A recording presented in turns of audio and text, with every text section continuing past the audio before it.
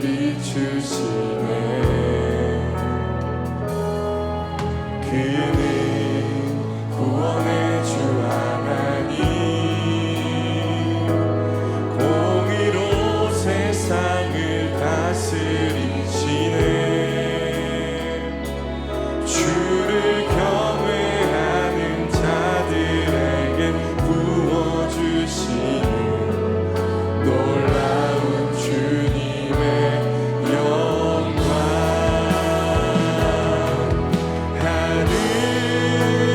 하늘에서 찬란하게 빛나는 주의 영광, 이 땅에 오셨네. 어둠을 밝히고 새 생명 주시네. 영원히 빛나는 나의 예수님, 높이 영광과 찬양 받으신 그 이름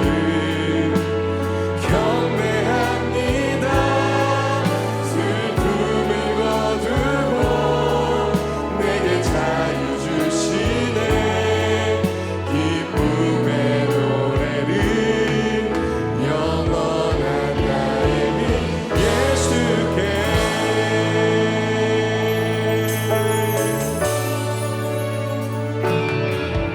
예수 우리들의 밝은 빛, 은혜와 긍휼을 베푸시는 주, 그의 길을 따라가는 주의 자녀들에게 항상 밝은 빛을 비추시네. 그는 구원의 주 하나님, 공의로 세상을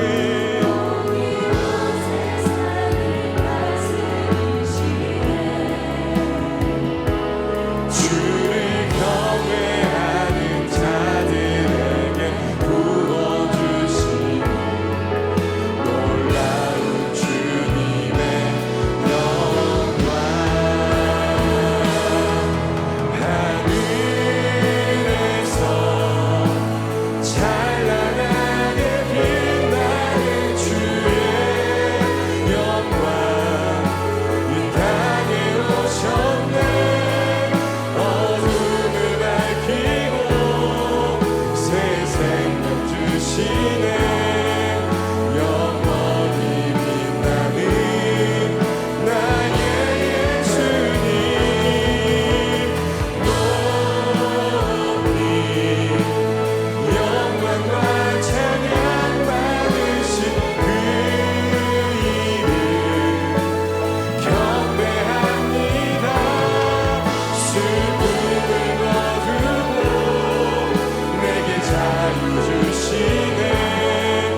기쁨의 노래를 영원한 나의 하늘에서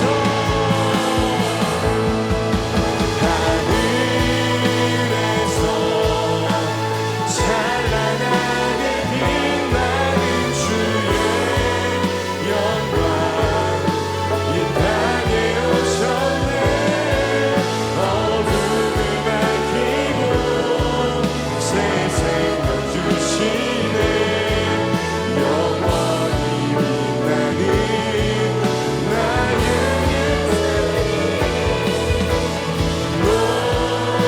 높이 영광과 찬양 받으실 그 이름 경배합니다. 슬픔을 거두고 내게 자유 주시네. 기쁨의 노래를 영원한 나의 민 예수께. 오늘 은혜 받으실 말씀은 시편 37편 23절부터 26절까지의 말씀입니다. 시편 37편 23절부터 26절까지 말씀을 다 같이 봉독하겠습니다.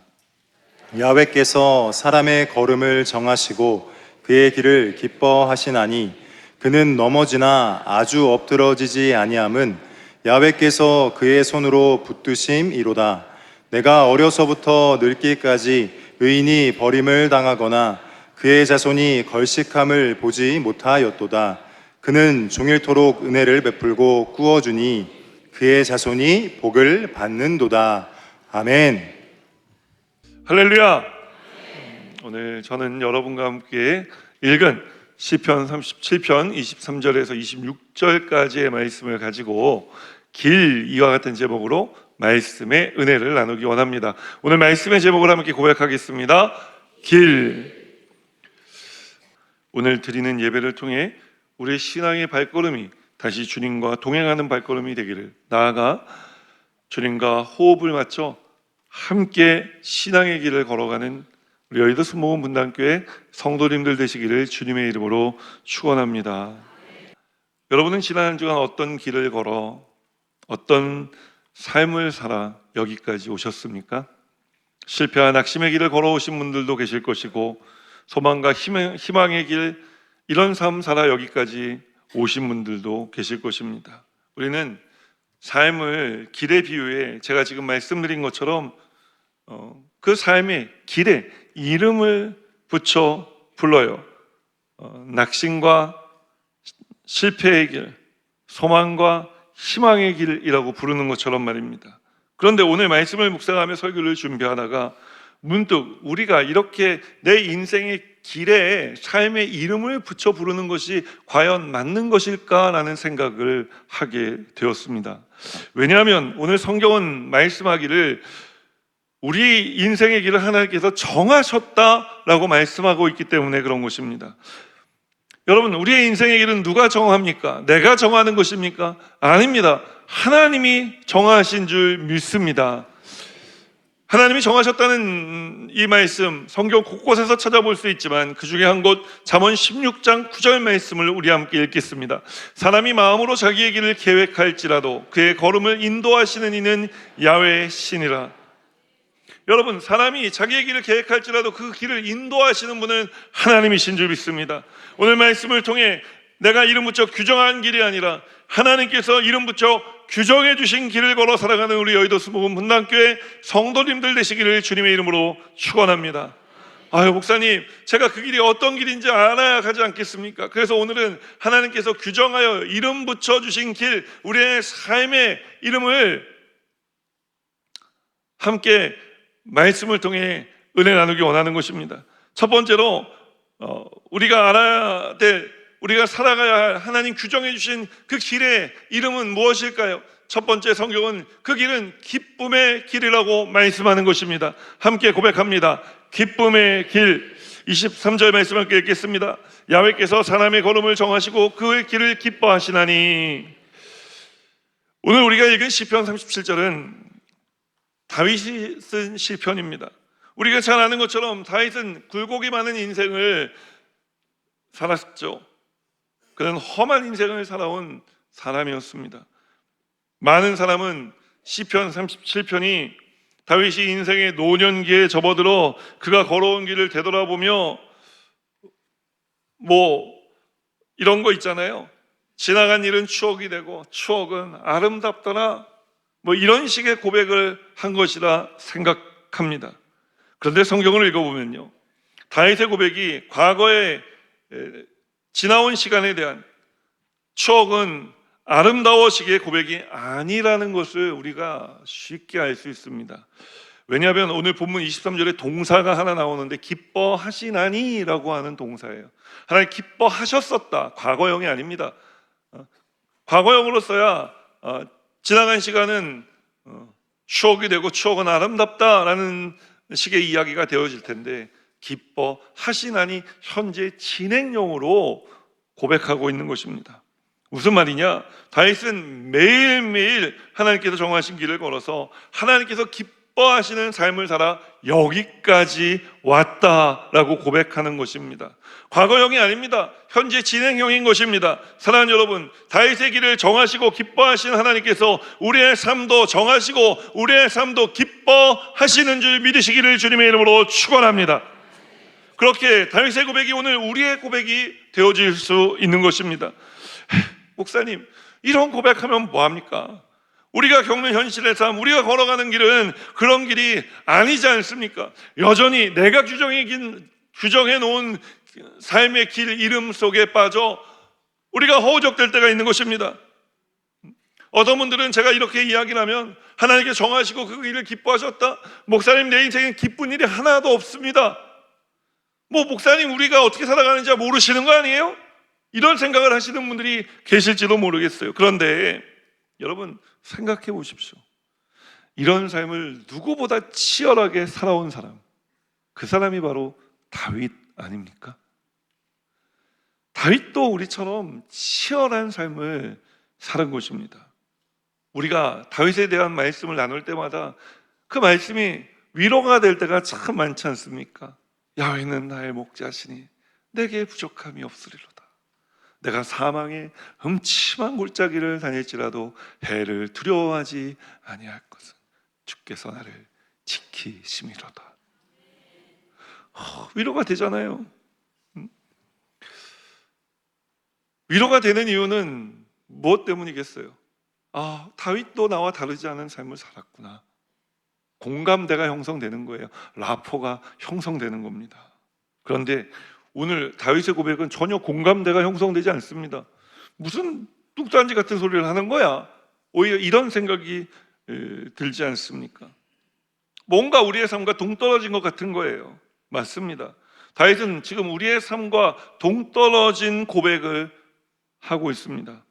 왜 이런 생각이 드는 것일까요? 왜냐하면 다윗이 해낸 것을 우리는 해내지 못하고 있기 때문에 그런 것입니다. 그것이 무엇입니까? 삶의 길을 누가 규정하느냐의 문제인 것입니다. 물론 다윗도 힘들고 어려운 시간 속에서 하나님을 향해 통곡하기도 하고 힘들어, 주님 내가 어찌할 바를 알지 못하겠습니다. 너무너무 어렵습니다. 너무너무 힘듭니다 라고 고백할 때도 있었습니다. 그러나 다윗은 자신의 삶을 자신이 처한 상황으로 규정하지 않았어요. 오히려 그가 고백한 모든 시편을 찾아 읽어보면 마침내 그 시편의 끝자락에는 하나님을 향한 믿음의 선포와 찬양으로 그가 마무리하는 것을 찾아볼 수 있기 때문에 그런 것입니다. 다윗의 고백이 무엇입니까? 인생의 길을 정하시는 분은 하나님이시라고 고백하는 것입니다. 하나님께서 나의 길을 정하셨고 하나님께서 기뻐하시는 줄 믿습니다. 그렇게 나는 오늘 눈물 나지만, 오늘 통곡하지만, 오늘 아픈 인생을 살아가지만 주님이 정하신 길임을 믿고 주님이 기뻐하심을 믿으며 저도 살아갑니다.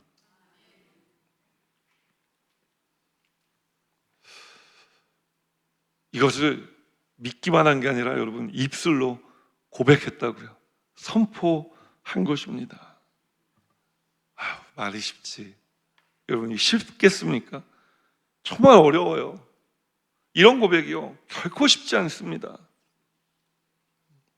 우리가 다윗과 같은 상황 속에서 다윗처럼 고백하지 못하는 이유가 여기에 있는 것입니다. 쉽지 않으니까요. 어렵기 때문에요. 홍해를 건넌 이스라엘 백성들을 생각 한번 해보자고요.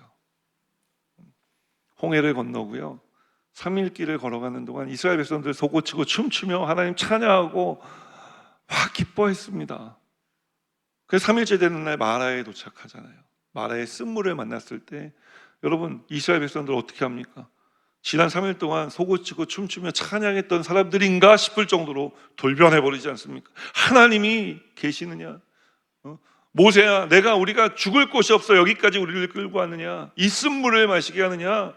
전혀 믿음 없는 사람들처럼 말하고 행동하는 것을 우리가 볼 수가 있는 것입니다.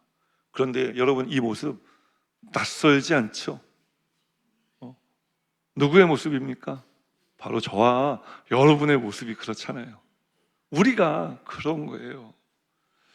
저는 이 대목을 묵상할 때마다 그런 생각해요. 하나님께서 사실 이스라엘 백성들을 모르고 있지만 우리가 알고 있는 거 있지 않습니까? 우리가 믿고 있는 거 있잖아요. 뭐예요? 하나님께서 반나절 거리에 풍요로운 그늘과 물을 준비해 놓으셨다는 사실이에요. 엘림을 예배해 놓으셨다는 사실인 것입니다. 우리가 이런 이스라엘 백성들의 모습을 보면 안타까운 거예요.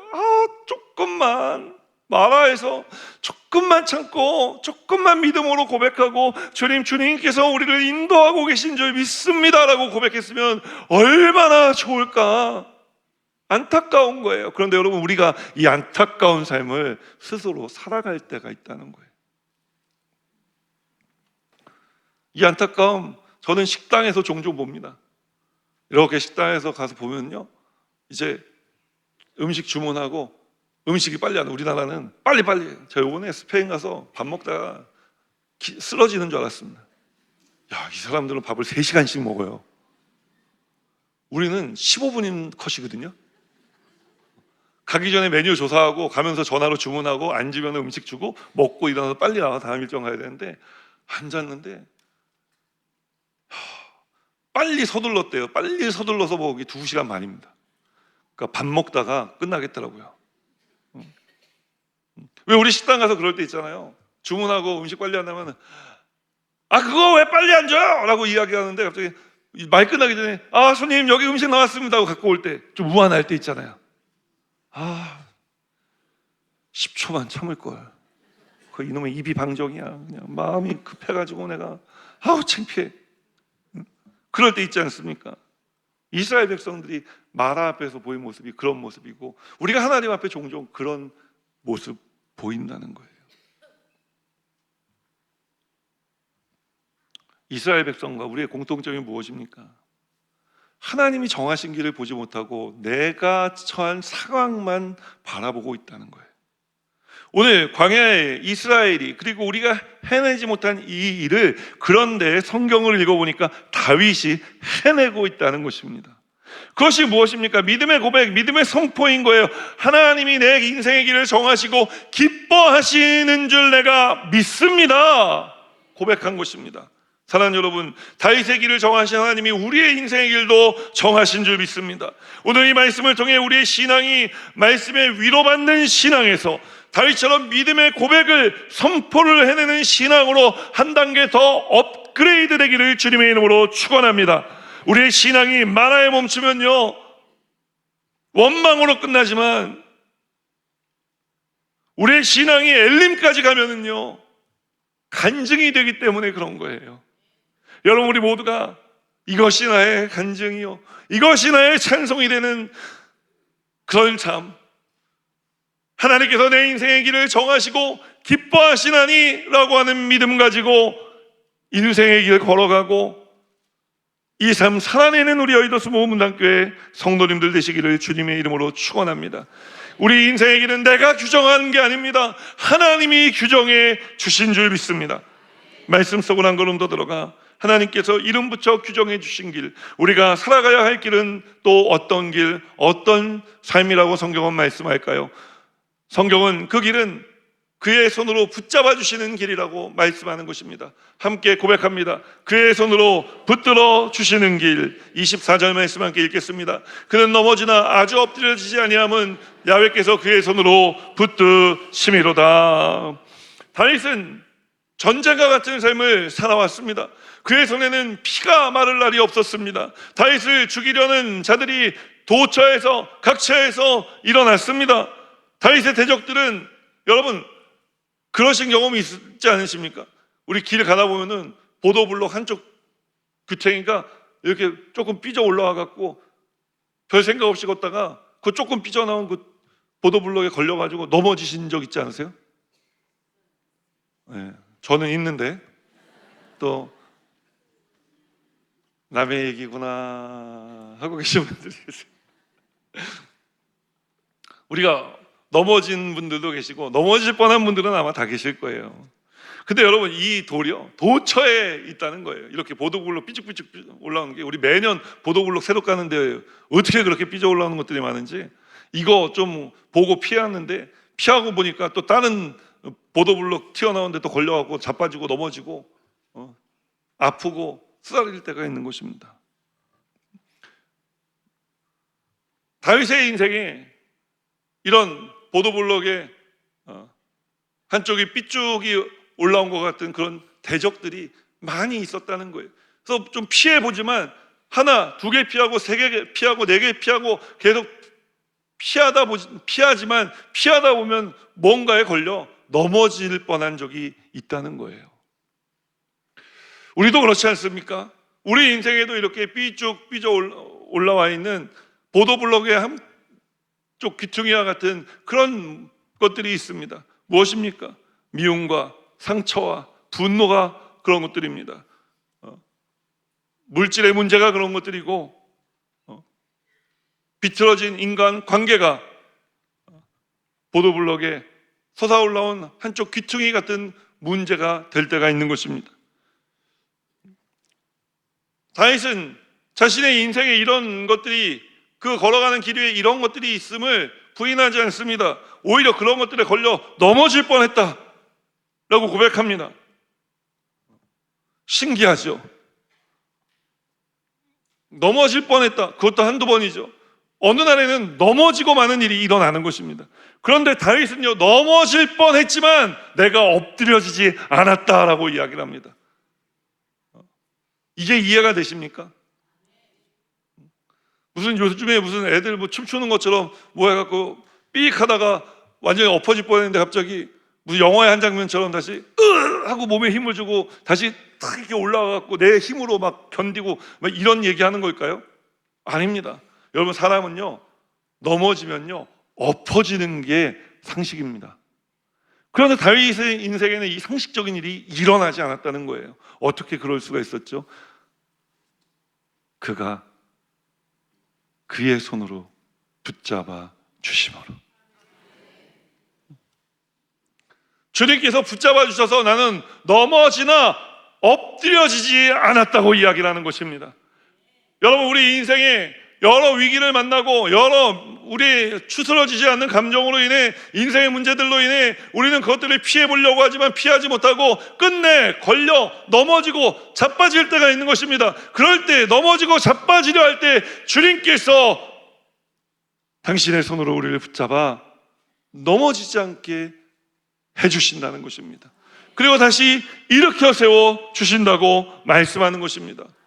아니, 목사님, 하나님께서 정하신 길은, 우리의 길을 정하시고 기뻐하셨다면서요. 도대체 이런 그런 보도블록의 한쪽 귀쪽이 좀 삐쭉 올라온 거는 도대체 어떻게 생겨난 연유입니까? 어떻게 이런 것들이 생겨났습니까? 하나님이 놓으신 것이 아닙니다. 그것은 마귀가 가져다 놓은 것입니다. 우리를 넘어뜨리고 우리를 상처나게 하고 우리를 쓰러지게 하고 우리를 주저앉히려고 마귀가, 그 길을 걸어가지 못하게 하려고 마귀가 가져다 놓은 것들입니다. 우리는 마귀와 싸워 이길 능력이 없습니다. 그러나 우리 하나님은 싸워 이기신 줄 믿습니다. 이미 2000년 전에 하나님께서 아들 예수 그리스도를 우리 가운데 보내주셔서 이 모든 일들을, 이 돌뿌리들을 다 제하여 주신 것입니다. 그런데 마귀가 다 지고 패하여 쫓겨났는데, 그럼에도 불구하고 우리 삶 속에 우리의 육체에 질병이라는 돌뿌리를 갖다가 집어넣고 도망가고, 또 우리 인생에 또 보이지 않는 균열을 만들어 또 심어넣고 도망가는 것입니다. 여러분, 이런 것들에 우리가 걸려 넘어질 수도 있지만, 그러나 우리 하나님께서 그때마다 엎어지지 않게 붙잡아 주시는 줄 믿으시기를 주님의 이름으로 축원합니다. 그래서 계속 하나님께서 정하시고 기뻐하시는 길을 걸어갈 수 있도록 우리 하나님께서 우리의 인생에 역사하고 계신 줄 믿으시기를 주님의 이름으로 축원합니다. 오늘 이 다윗의 고백이 우리의 고백이 되기를 예수님 이름으로 축복합니다.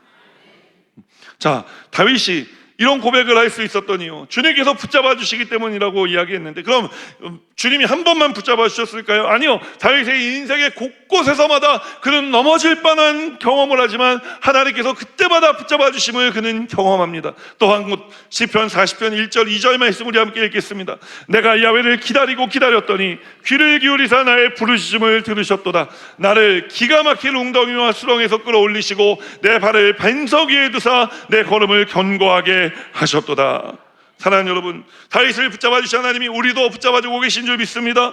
다윗을 끌어올리신 하나님이 우리도 끌어올리시는 줄 믿습니다. 다윗의 발을 반석 위에 올려놓아 주신 하나님께서 우리의 발걸음도 반석 위에 올려놓아 주실 줄 믿습니다. 오늘 이 일을 예수님께서 하고 계시고 또 이 삶을 살아갈 수 있도록 성령님을 보내주셔서 우리와 함께 동행해 주시는 줄 믿습니다.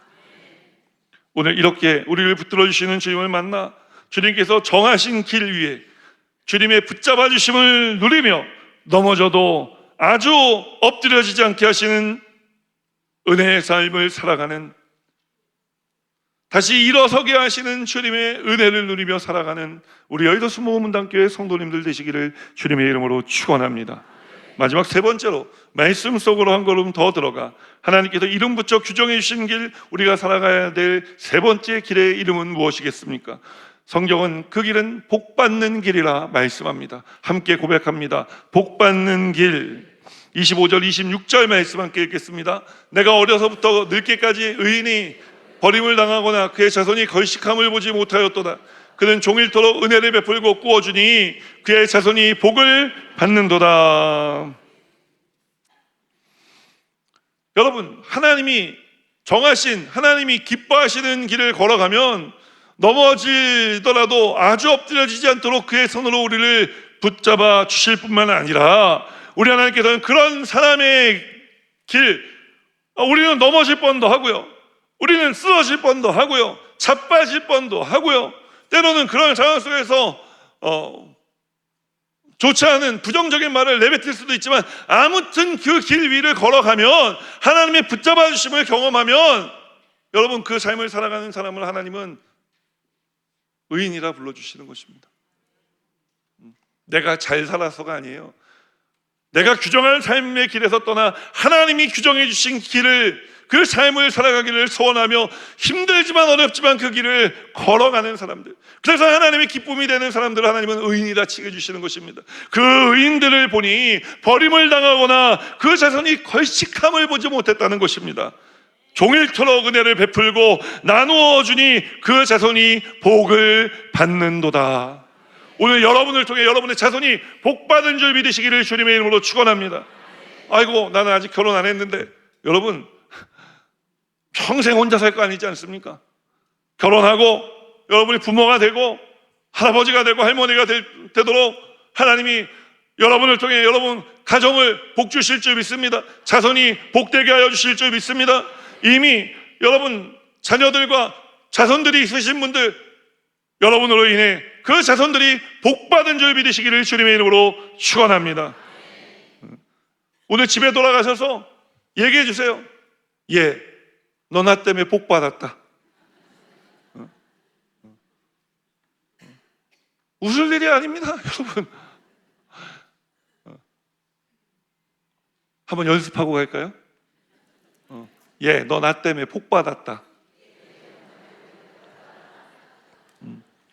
여러분 복받은 분들이십니다.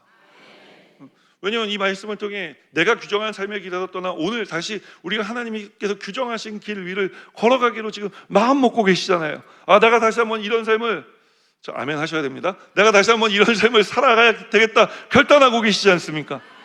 여러분, 그렇기 때문에 여러분은 하나님께 복받는 사람이 된 것입니다. 하나님이 여러분의 이 길 위에서 복 주십니다. 아니, 이미 복을 받은 줄 믿으시기를 주님의 이름으로 축원합니다. 이 믿음을 가지고 오늘 우리가 본문 25절 26절 말씀 다시 한번 큰 목소리로 이제 우리가 믿음을 가지고 선포하겠습니다. 내가 어려서부터 늙기까지 의인이 버림을 당하거나 그의 자손이 걸식함을 보지 못하였도다. 그는 종일토록 은혜를 베풀고 꾸어주니 그의 자손이 복을 받는도다. 여러분, 이 선포가 하나님 귀에 들려진 줄 믿습니다. 하나님 말씀하시기를 내 말이 내 귀에 들린 대로 내가 그대로 너희에게 행하리라 말씀하신 것입니다. 내 믿음대로 될지어다. 이렇게 다윗처럼 하나님이 규정하신 길, 하나님이 기뻐하시는 길을 걸어가고 하나님께서 붙잡아 주시는 길을 걸어가고, 그래서 복받는 삶을 살아가는 사람은요, 그냥 나만 복받는 게 아니라 26절에 뭐래요? 종일토록 나누어주고 꾸어준다는 거예요. 사회에 영향을 끼친다는 거예요. 이 선함이 영향력이 되어 흘러가게 하여 주신다는 것입니다. 우리는 이런 삶을 살았던 한 분을 기억하죠. 그 한 말에 한 기업을 일구어 오늘날까지도 사회적으로 존경받고 있는 한 분입니다. 그분이 누구냐? 유일한 박사님이라고, 바로 유한양행 창업자이세요. 독실한 기독교 가정에서 태어났습니다. 그리고 부모는 이 아들이 세상을 바라보는 넓은 식견을 가지고 하나님께 쓰임받기를 원하는 마음으로 고작 9살 난 이 아들을 미국으로 유학을 보냅니다. 그리고 미국에 유학을 가서 감사하게도 이 유일한 박사님이 아주 신실한 그리스도인으로 성장을 하게 돼요.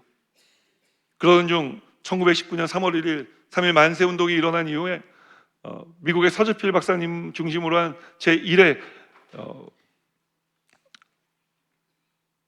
한인 회의에 참석함으로 본격적인 독립운동을 시작하게 됩니다. 그리고 1926년 31살 젊은 나이에 한국에 돌아와 이 유한양행이라는 회사를 창립하게 돼요. 그리고 이어서 이 유한양행 전 재산은 다 설립자인 유일한 박사님이 돈을 내서 만든 회사입니다. 그래서 이 회사를 주식회사로 전환시킵니다. 그래서 자신의 재산을 사람들에게 주식으로 나누어 주기 시작했어요. 그렇게 주식으로 나누어 준 것에 그치지 않고 이제 해방된 이후에도 건강한 국민이 건강한 나라를 만들어 갈 수 있다는 믿음을 가지고 계속해서 선한 사업을 펼쳐갑니다. 그리고 몇 해 전에는 이제 폐암 치료제인 그 이름이 렉사자라고 하는 약인데, 그 약이 의료보험이 안 되는데요, 의료보험 적용이 될 때까지 무료로 환자들에게 공급하겠다. 그 무료로 그 약을 공급하기도 합니다. 이분의 삶의 마지막에 유일한 박사님은 자신의 전 재산을 사회에 환원하고 가족도 경영 일선에서 물러났습니다. 그리고 큰딸인 유재란 박사님도 아버지의 유업을 이어 자신의 전 재산을 사회에 환원합니다. 여러분, 저는 이 유일한 박사님의 이야기를 떠올릴 때마다 하나님, 우리 교회에도 이런 제2, 제3의 유일한 박사님 같은 분이 나오게 하여 주옵소서. 전 재산을 다 기부하고도 여러분, 하나님이 기뻐하시는 삶을 향해 나아갈 수 있는 믿음의 사람, 복 있는 사람. 여러분, 사람이 물질로만 사는 게 아닙니다. 예수님께서도 말씀하시지 않으셨습니까? 사람이 떡으로만 살 것이 아니요 하나님의 말씀으로 살 것이다.